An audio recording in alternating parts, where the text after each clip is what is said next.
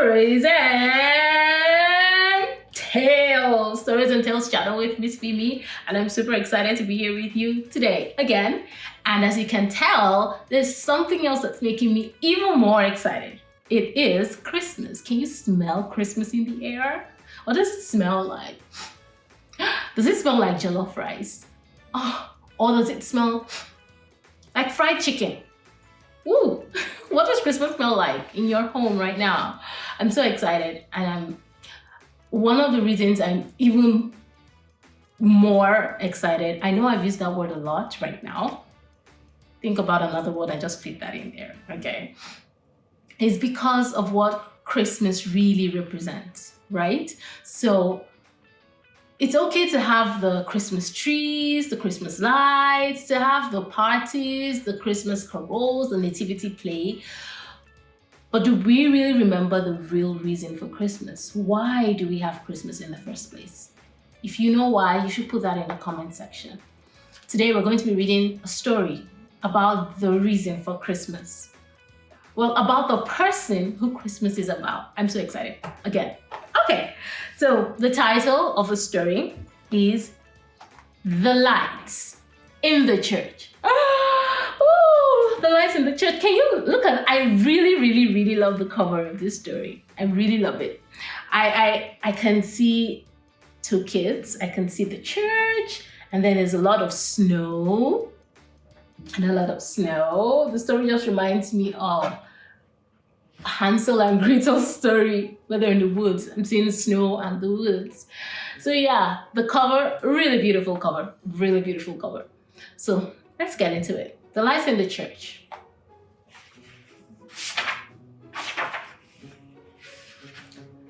They had wandered too long in the unknown park.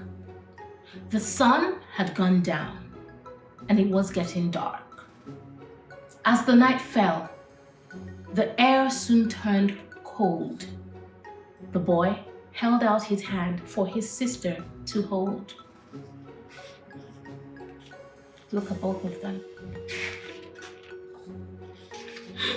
I'm scared, she said as she looked all around. We'll be fine, he said.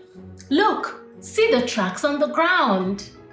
And there in the snow, there were prints for them to follow, where the deer had walked and the snow was now hollow. There's something really interesting about the story I like. I hope you find it out. You discover what it is soon. So here's the boy and the girl following the deer's track. So they started to walk with hoof prints as their guide to find a place for the night where they could both hide. They soon came upon a circle of very tall trees. The snow was so dense, it came up to their knees. A family of deer walked. They walked up close to see who these two-legged creatures could possibly be. They had never seen children, so they wanted to know why they were there and stuck in the snow. I think those are the deer that made the tracks here. If we follow where they go, we'll have nothing to fear. The boy spoke softly, and his sister nodded her head. They both wished they were home and tucked into bed. So they both kept walking and following the deer. Then there was a bright light, and the path became clear. The stars were sparkling gems in the sky, and more animals followed as the children walked by. Up ahead, in a clearing, shone splendid rays of light. It was a beautiful church, a beacon in the night. They looked at God's beauty that was all around. They forgot they were lost.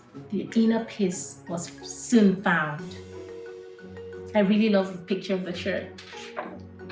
The boy said, inside the church we'll be safe and sound. But when they got to the entrance, no one was around. And yet the place was lit with an angelic light. It seemed so heavenly, though it was locked up tight. As they walked to a window, something amazing occurred. The stained glass was moving and hymns could be heard. As they slowly looked up, they saw the first story. It was Christ's first miracle in all of his glory. A wedding had started, and he was a guest. Then his mother Mary came and made a request. Please help the bride and groom on this special day. They've run out of wine or are in dismay. The servers poured water into 6 jars of stone per Christ's request. Then they left them all alone. With a wave of his hand in a miracle divine, he turned the plain water into sweet-tasting wine. How did Jesus do that? The girl asked her brother. The boy said, by the grace of God and to please his mother. That's the kind of love I have for mom and dad, like the hugs they give us even after we are bad. They walked further down and a new window came into view with bright rays of light that warmly streamed through. There they saw Jesus, who was surrounded by a crowd, as he spoke of God's kingdom clearly and loud. Then Christ's disciples came up to him to speak. Lord, we've been here many hours and the people feel weak. They're tired and they're hungry. It's been a very long day. We can't feed them all. We must send them away. Jesus asked, we don't have enough food, so they can all stay. The disciples replied, there's not enough food to feed 5,000 today. Jesus said, bring what you have to me. This is my wish. They delivered 5 loaves of bread and 2 small fish. Jesus touched the food and gazed to heaven and prayed, and soon his God-given powers were proudly displayed. The disciples began to feed all who were there, and as the food multiplied, there was plenty to share. All the people were happy. It was a blessing to each. They stayed many hours more and listened to Jesus teach. The boy smiled to his sister. Jesus gives us what we need. Just as he fed the hungry crowd, he'll provide if you believe. The snow began to fall as the children continued to walk. The miracle of the window soon silenced their talk. The third story showed the beginnings of a huge storm. The disciples were huddled together in a boat to stay warm. Jesus prayed on the shore as the wind started to blow. As the storm became stronger, fear began to grow. Through crashing waves, Jesus ventured out toward the boat. He walked on water just like he was on top of a float. At first, the disciples thought they were seeing a ghost, not a man. But little did they know it was part of Christ's plan. This miracle was about having faith to overcome doubt. Jesus said, don't be afraid. I am your Lord. Just walk out.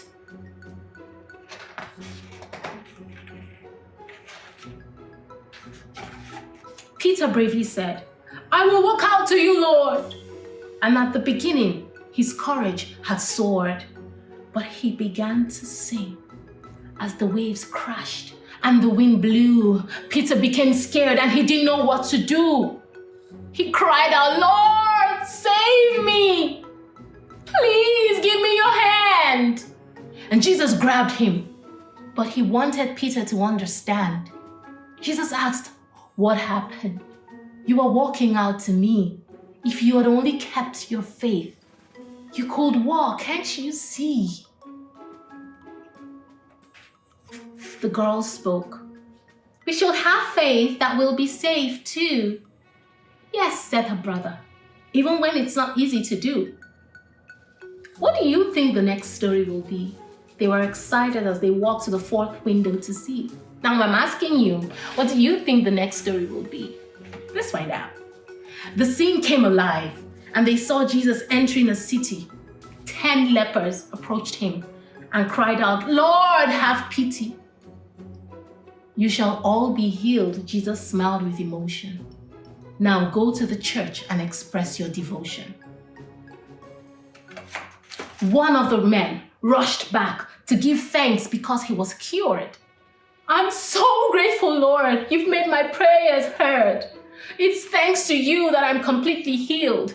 At Christ's feet, he bowed his head and kneeled. Where are the others? Jesus asked.